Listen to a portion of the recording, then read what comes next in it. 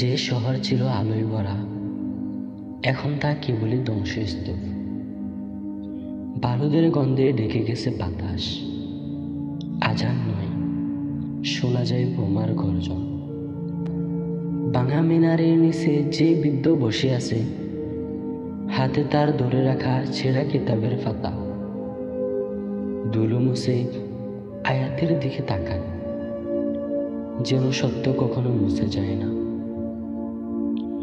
যে শিশুটি কাঁদছে দূরে কোথাও, ক্ষুধায় নাকি ভয়, কোলে নেওয়ার কেউ নেই।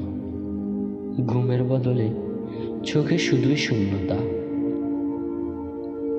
তবু কিছু মানুষ প্রতীক্ষায়, এই রাত কি শেষ রাত?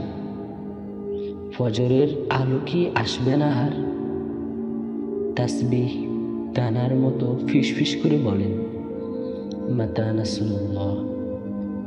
তাসবিহ দানার মতো ফিসফিস করে বলেন, মাতা নাসরুল্লাহ।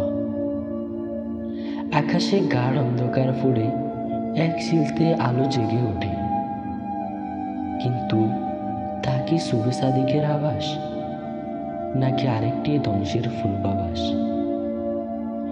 বৃদ্ধ চোখ তুলে তাকান, শিশুটির কান্না স্তব্ধ হয়ে আসে। আলো ছুঁতে চেয়ে হাত বাড়ান তিনি, কিন্তু আকাশ জুড়ে উড়ে যায় যুদ্ধ বিমান।